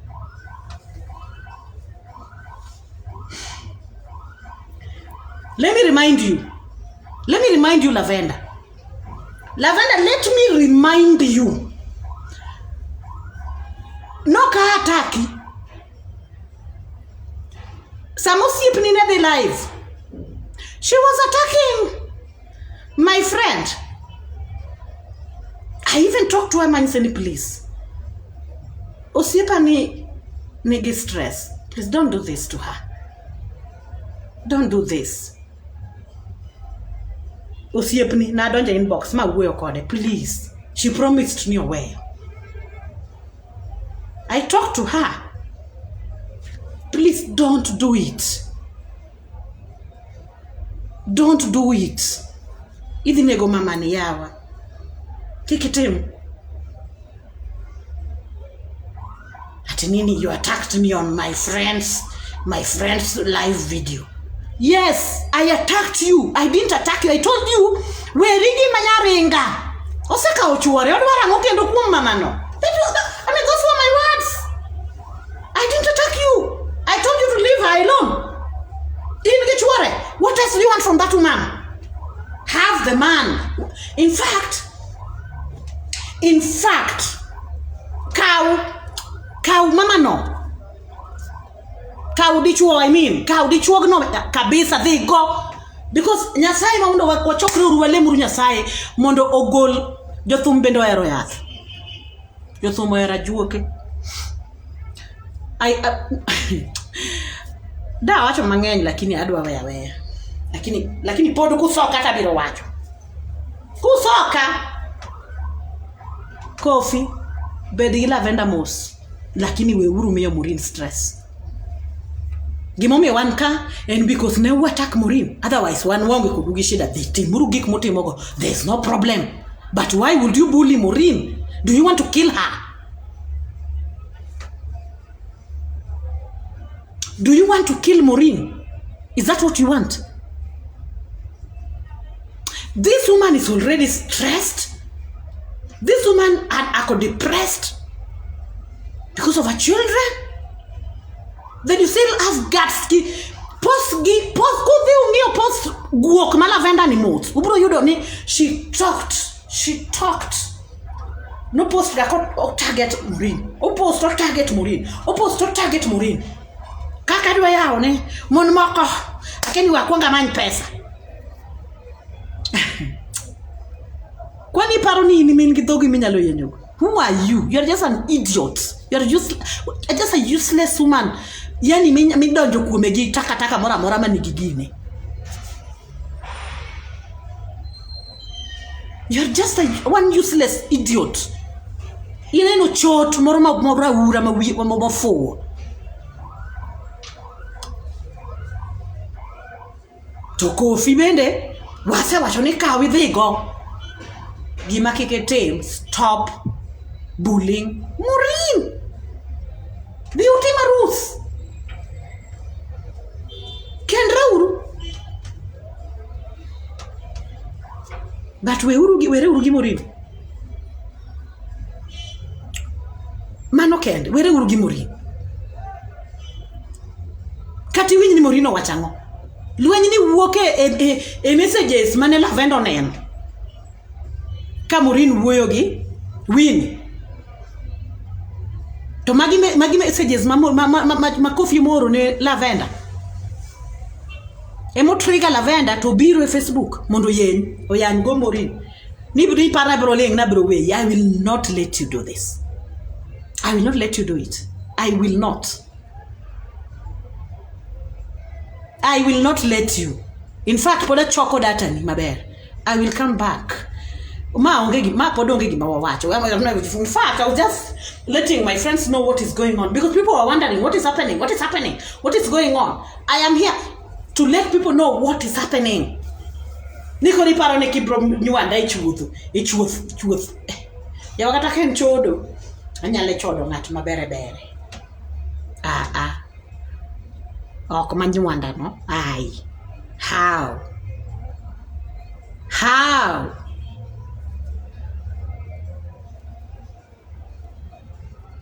So guys, that is it. I don't know if there's anything left mapoka wacho. Parna urugi mapoka wacho. Yes, gigi comments uto ngenya kabisa mama. I don't want to stress myself. Angapo ka uwe.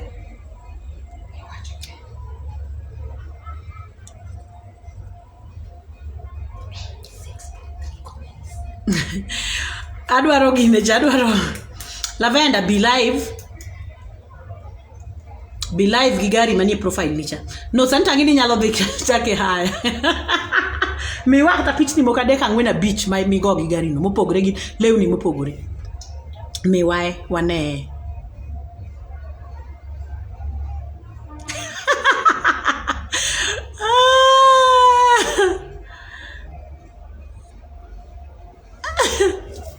Yeah, I think I'm done. I think I'm done for now. I'll be busy the whole of this week. I'll be shooting. And katamage gigi not imbreka and I was shooting. Advice na lavender Connie. coffee after advice na lavender koro take care of the bills kaka Maureen after Kethole. Oh yeah. To the school or so lavender kwa yonma dichuo to seweni mari shida video kaw dichuo but dichuo kano penje ni to kikwa kata lavender pesa mondo idar godo maber no wacho ni orito okodwa kwaye pesa matindo tindo garito muko gi muma duo nyine linga kuru kata teri showroom. So I just want you to know that Dicho is waiting for you to take him to the showroom. Please do.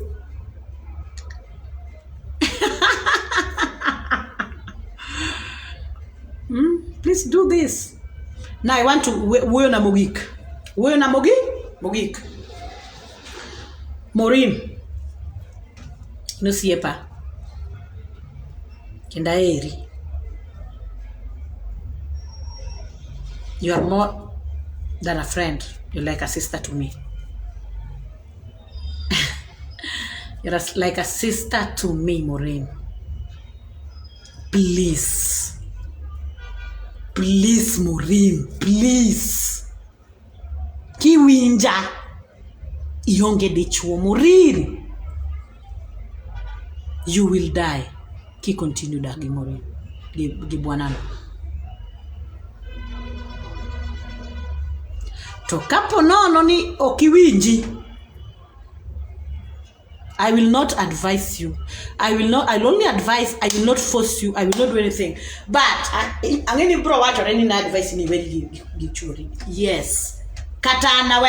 Oh wait, I want to talk about husband snatcher. No kwere. Guy, we ended up with him and I also address everything when I gognio. Oya nyagodo. Okay, ni anya ni golo pitch ni machon. Everybody negativity. In fact, the boko ntima richo ma ongenga marach pesa ema duoyo pesa. Now we watch only okay, and then again chon cameras mane wan go be maricho. Idhe ka picha mayach an kana yudo ragi chuora we didn't have money mang'eny. We didn't have too much money. I had some money. I was a businesswoman. I was a young girl because that was around 12 years ago, something, yeah. When I was meeting my husband, he was single. And okay, Lavender, Chikiti maber. But he had excess. He had an ex, which is normal. Jokma watch Kragite. Most of people here say that kendo it didn't work. Negiwere. Say kendo, say kendi, maybe it didn't work. So that is very normal. Yes, and ben okay, and it didn't work, and it is normal. It is normal. It happens, Kwani. It happens. No kendi to work. Will you kill yourself? That's why I said, inyalo dagi ngato samoro ken ribni. Nyarenga many rib ni nyarenga weri gi rib mikia kumoae weri gi rib mise yuarigo no weri go tafuta rib na wacho interview mar Simi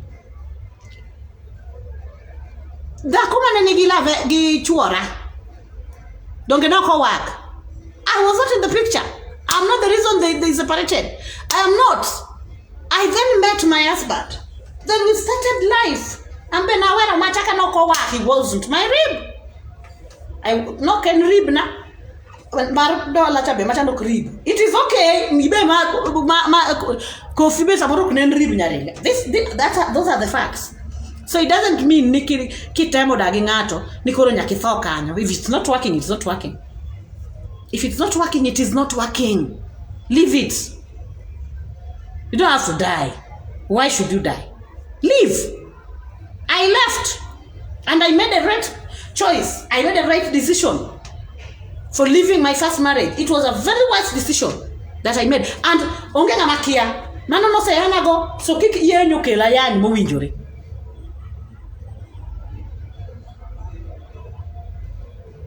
So it happens. Okochuno ni ngama okendi ni nyaka itho kuro makata koro odwanyore onegi tibro tho kanyo. No, you can okay, no, it's not working. Stop wasting time. Leave. You just leave. Find your rib. So that is what happened. Mane scandal minyalo yanya godo. Can scandal of Kapande. I was once married. Dollar was once married too. It didn't work. The marriage didn't work, me Dollar. By the time he was marrying me, no, Ken Gidako, Dollar wasn't married by then. I wasn't married. We were single. I was single, he was single. Then we met. By then, yes, I had a car. A small car. I was doing business, yes. I was a businesswoman, Mama Korkochako. Yes. I met Dollar. We came together. We worked together. Secondly, okawach ni chwanyruok onge marriages. They are there. But ntiere chwanyruok. You people can sit down and work on. Ntiere chwanyruok that people can work on. But kineno ka en ma you cannot work on. Please leave. Just go.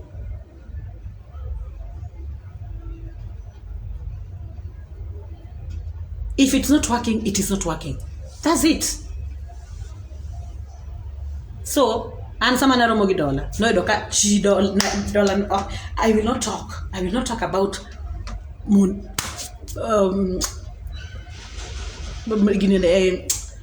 past my Dollar. I will not talk about my past, but we had kila mtu alikuwa na life yake, and then negiwere and then sewera kocha, and I decided to live my own life, and then I met my love.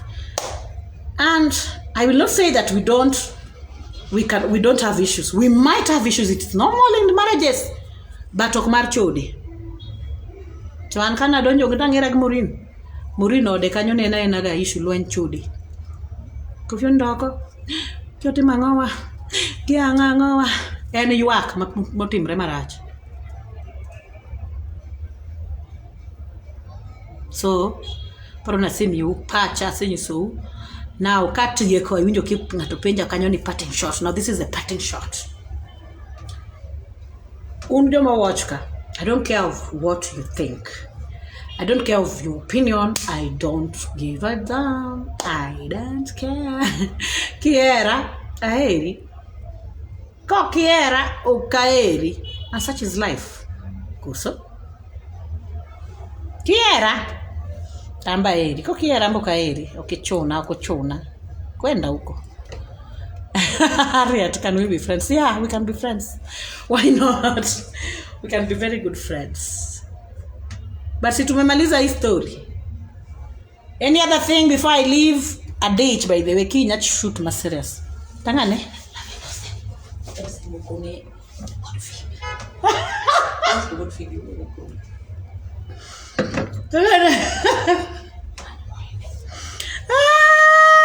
Hey, mama nimelegezeda jamani. This woman will die. Lavenda ibiro tho, idhi mateka yenyi biro tho lavia. Lavenda, we bed mos, reject manorwe.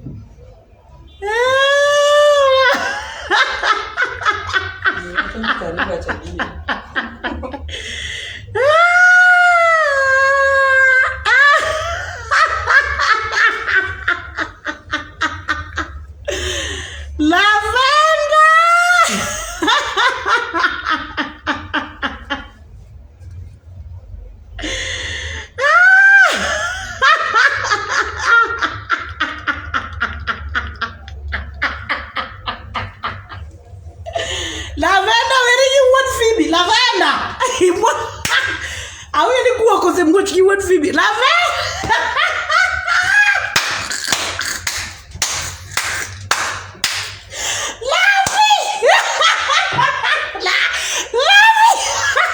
Neck, what I nearly love you. Love you, John.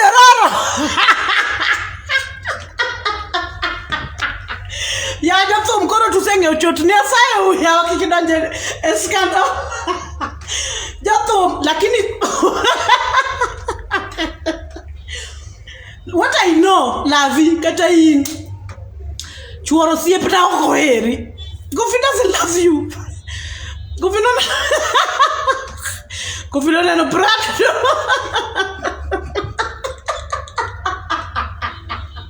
Gofi.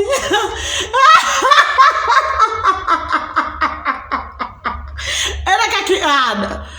Ad nango. Era kaka nyalo ad to my video. I want to add someone. No, who is that man? I'm not seeing you. How do I do it? That one work to go at the man add a video. And a whole. How do I add someone? Guys, tell me.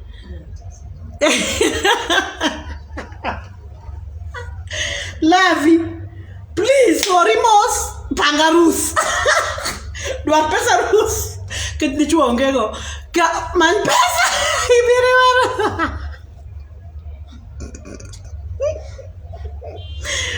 But by the way, lavender. You mean the man? No, we are lost skin like lavender.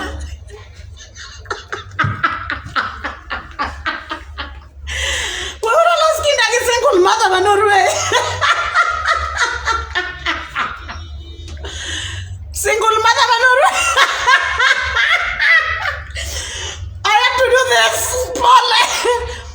Because nothing any canon yareka stock in Mamoko and scandal.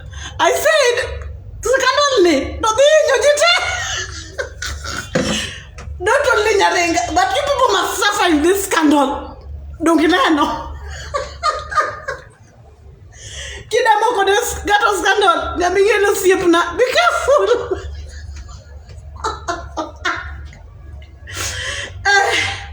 Oh God, I hold. Me wati biti Mari. Me wati biti ni. At least 5 years. I know Nemanu TBT gam 8 years and 8-10 years. Please get us a TBT of yourself. Kapoki the Denmark. Osiepni wala no yangi no tongi dendi no mi keto silicone thuno. One wangena de lavender. Lavender one wange magona de ya ojaber. Thundi ni loso no los dendi ka Denmark. Emanu thios. Ere pitch ni gimachon because I'm sure no kidonje Facebook 2019. No kidonje Facebook 2019. Ere pitch ni gimo kumata 2014. Let's see the real you.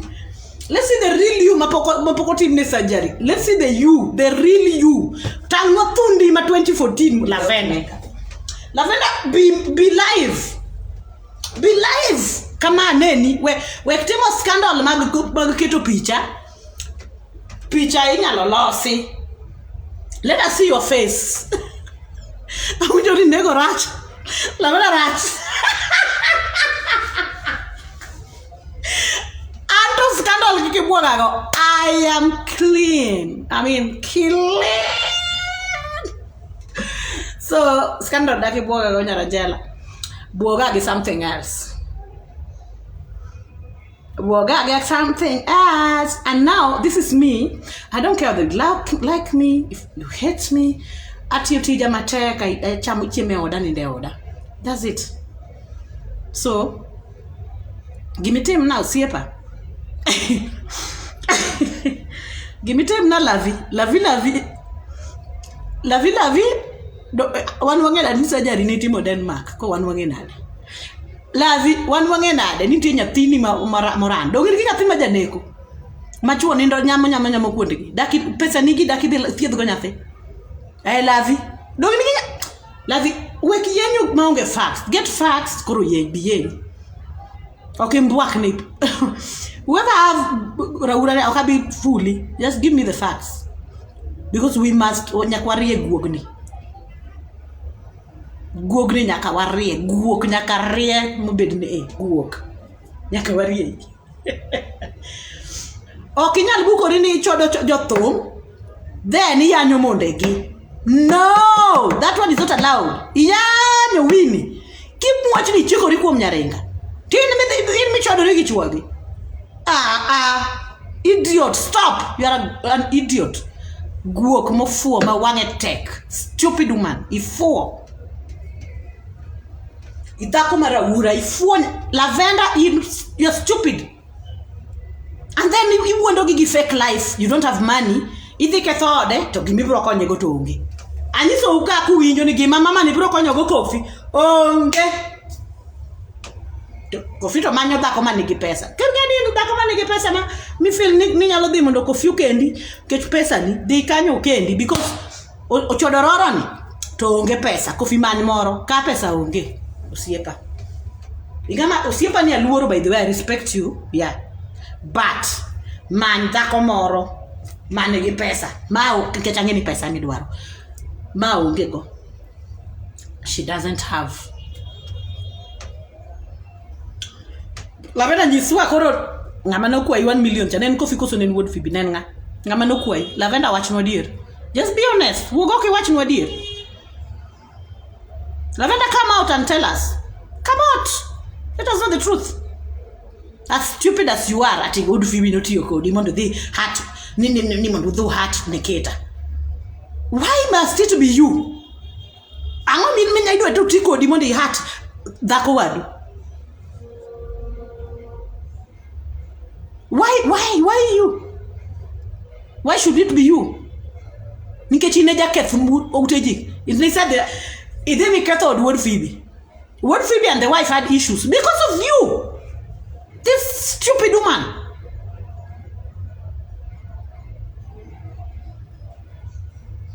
Lavender is getting 180,000 from government. Yes. We have details. Government emami pesa. To bills mutual Norway. Ngen, you don't have money. That's the truth. Do you have money? You don't have. Guys, I'm not seeing anywhere where I can add you on my video. How do I do it? You don't have any money. Minyalome yo jathum. Weketho ute jothum. Yawa. Mabe chongo dendi ruok ni. Norway kuota mi yudo ginede. To ingeni when mi yudo kodani was is because of Nyaring, not Kofi, by the way. Kofi to kaw. Nyaring emewena. Nyaringa to we rigi nyaringa kabisa. San katano kibina nakamani. Beo kibina nakawe kuomi. Beo kibibinja because I'm a busy woman. I don't have time to talk about people. I don't discuss people. If there is issue to be discussed, I come and discuss with everybody here. Let them hear it. I don't live a fake life. I'm real. I'm so real. So real. Be alive on any. Be alive on any. To kapon it was to hurt if it was to hurt Nikita, then what? Why did you send message? Me as your man, I saw that message. I saw the message, yeah. Nanen. Me as your man, I don't feel nice. Like Lavendo kikel message no one. Me duoko nango. Koro Lavender, you also don't have friends. You don't have friends. You don't. Friends. I don't want them. Friends are very whatever. Because one wangenade. Don't get message on anything. Don't we saw it. We saw that message. I timber keep post. Ni Wuod Phoebe ni mani biro wacho na. Ni mondo waketh.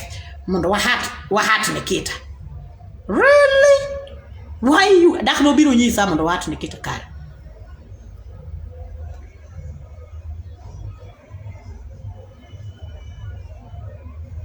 Koro kaka Morin ne support Kofi. Ma pesa ne orumo kuro. Tema ne wane support ter nyithi Morin school. Sorry, ter nyithi Kofi school.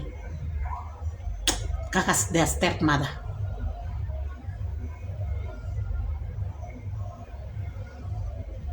Okay?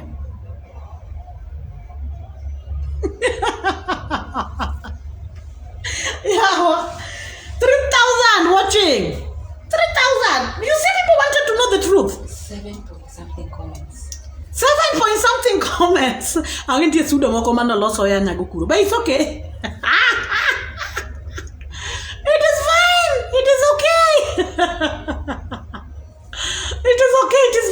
okay, you called for this lavender, let us have this. You called for this, let's have it.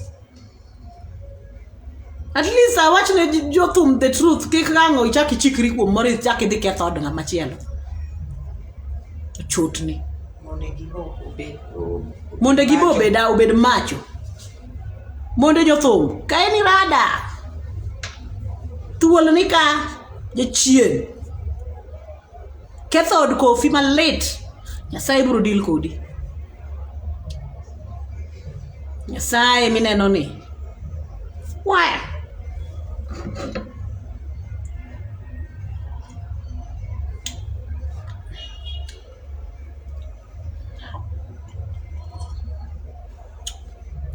So, Bentegi machalo mida wacho. Lavi, I'm here for you. Is there any other thing you want to say? 30 years. Man to 30 years, man. Ni mulaka 30 years. Man to 30 years, man. Ni be lavenda luonga ni dayo. Dayo majaber. Look at me. And then, I've realized, ni mon mabiro duanyore gi jo OHANGLA Kenya kagi. They're very stupid. Inyalo bedo gi boyfriend. Yeah, it's okay. It is allowed. But you respect your wife. You protect your marriage. You know. Inyalo bedo gi girlfriend. Yani jathum. Inyalo bedo gi nya diaspora. It's fine. It's okay. It's allowed. But okay, this tiegi madharau nikech ngi diaspora. Masa moro tagore loka malich. Kitambo bi Kenya choko pesa odhi chulo Kempiski. Kori neno ni Kempiski is only around 30,000. What is 30,000 a night? 20 something to 30,000. Kempiski gin kuonde we just walk in and out. Morina bro teri Kempiski.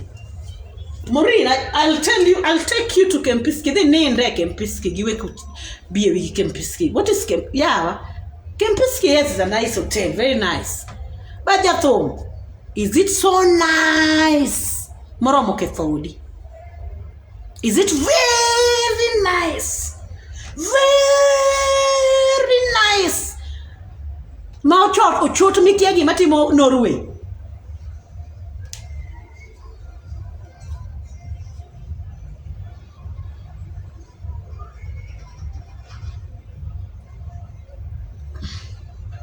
The green button. I'm not seeing any green button. Bingi aneki. You know green button? Is it that? Yes. Oh, ndio hii. Misioni. Hakuna green button. Koso niniga maybe onge ga egine ni. Maybe onge page. Maybe iko kwa Facebook account because I can't. Oh, uko kwa. Mimi kwa page. Yeah. So maybe I can't add someone kwa page. Mwambie baidhi kwa page au kwa Facebook. Mwambie hivyo. So ndio gineto mate. Nyai diaspora Kempiski to meet adier. Kempiski is a nice place. But now, why would you go to Kempiski for 4 nights? And then ikethodi nyithindi suffer to an expense of your children. Your children suffers nikech idhi nindo Kempiski. Really? Are you for real?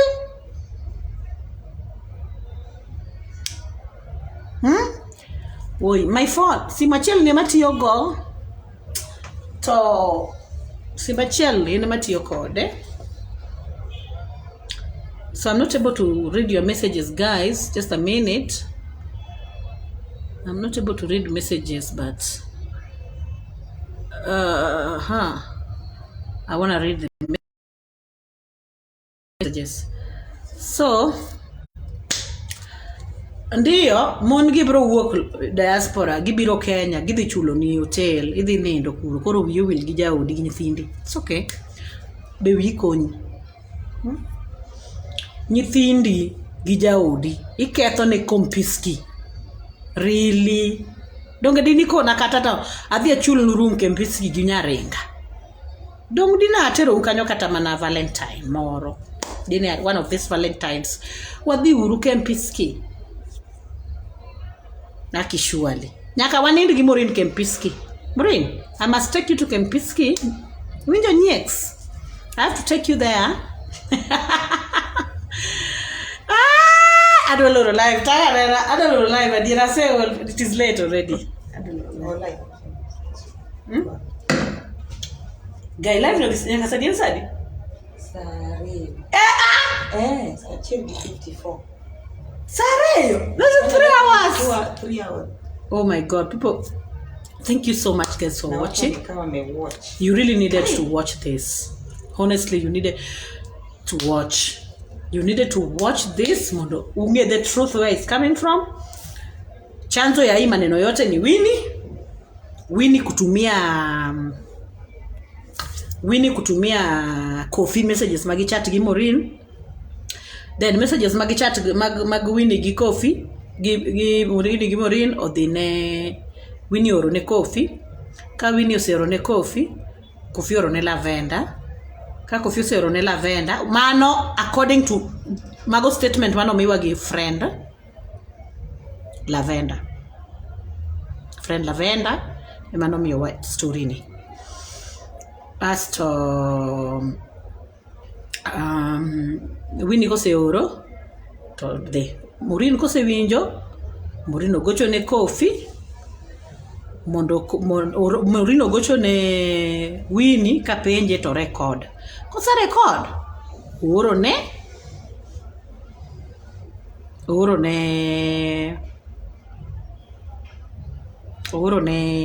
lavender, kufioro ni lavender. So luany mantie sani luany mantie sani en luany mar ma Winnie mokelo. Winnie in mikelo luany ni bed nyako maber. Kata kene uchat gi Maureen oro ne coffee to ne wakosa. Oro ne coffee Winnie aka pokwaro moga I don't know you. But kao chats Maureen gi kodi ti oro ne coffee emokelo wechegi because obviously you are discussing lavender. Ungi Maureen no discuss lavender. It is true. I don't blame you guys. Ngech mato ngama necho do chuo. It is okay. Lakini why would you take the screenshots to coffee? Or already no stress mani Maureen nigo. Why would you take screenshots to him again? Then coffee, cow screenshots, or on a lavender. Why would you do that? Why would you do that? It is wrong. To kapod nicho dorigi coffee to in gichuori. Makosa maduong. Nano makosa. Ing'eyo ni it is true. Ing'eyo ni stress misemiyo dhako wadu. Ing'eyo Maureen nani Winnie. Stop it. You don't do that to a fellow woman. Indini winjo na adika ngato nitimo ni the same thing. Mani timo ne Maureen. Sama Maureen nani kishida. Why would you do that? It is so wrong. You don't do that. Mane mumia nyisi ni it is wrong what you did. Okangei, I don't love you and I don't hate you because I don't know you. But gimane temo emokelo lweny ni to no kanya leng to Maureen masafa to ine imoko mach. Stop. It is wrong. It is very bad. Netemo malet kabisa. Malet. Kich coffee uniso that same day coffee gocho ne Maureen. Ni record Winnie ti oro ne inda monde kang motimre.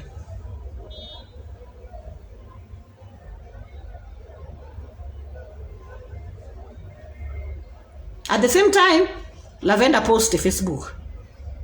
Kaka mon moko tugo kode. Mon moko en nga. To gen Maureen gi Winnie. To Winnie ine migolo chats magu gi Maureen kukuodho Lavender. She got mad. Then ochiko ulwen. Then when kano se chiko ulwen, bende na chiko na ikora ni lwen ni nyaka gone osiep na Maureen. Stop. It is wrong. It is so bad. So guys, I think I'm done. But I'm not done. Nikora de. Ka wach ni chako wuok. Wach ni ko chako wuok kendo kapodo mama ni pod bro kwenyre gi Maureen, I'll still be here to defend Maureen. I'll still be here to fight her because I'm stronger. I'll fight for Maureen. Connie, she's my friend. I love her. I'll fight for her. So Lavenda I'll put one kodi gilwen. Luenja kodi borumo ni weri gi Maureen. Ok ni weri gi Kofi to kakao. Lakini Maureen. Maureen to wewe jaber. Wawa Maureen mos. Asai. Weri gi Maureen mos. Weri gi Maureen pole tu. Pole. Taito shida onge. Weri awe kata in ngane. In Kofi. Beda gi Lavenda. Lakini weketo ne Maureen lwen. Yeah, with through Maureen. Jowa, weri go, witimo marach. This, I can't watch ni was, so is, your wife. Moon go gen nyithindo. Ipa ni nyithindo gi feel ni min gini kanye.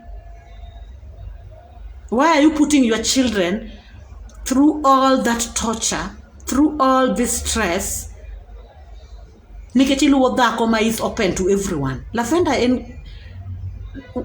ok dhako. Lavenda kabe gik ma iketho ne odi Kofi surely. Lavenda. Tanyisi kawuono. Kofi osiepa. Anyisi kawuono. Ni kata in Lavenda bro moko ni scandal. She will do it. Don't want cat waneno. She will do it. She's going to do it. Donge ene manoloso fake account. Moya one jathum wadu kineno kama scandal. Ma ene moloso. Mondo keth godwa jathum wadu. Kaiti bendi chakichikori donjo kanyo. Iran. Iran yawa. Mi ketho odi. Kwenda.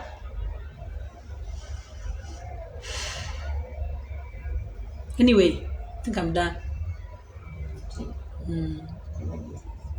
Thank you guys for watching. We will still do this by weekend. Kapod mama ni kunyo Maureen. We will still do it. Let me gather some more data because you need to know the truth about this woman. Mama ni onge pesa ikonye gi sirikal ma Norway. She doesn't have money. So just for the machuo mapero ni she could be having something. Ogo pitch ni gi geche mag hire. She now come and post and timango and then kusomo kwayo. Then ubiro to uparoni en gimoro to ketho ute.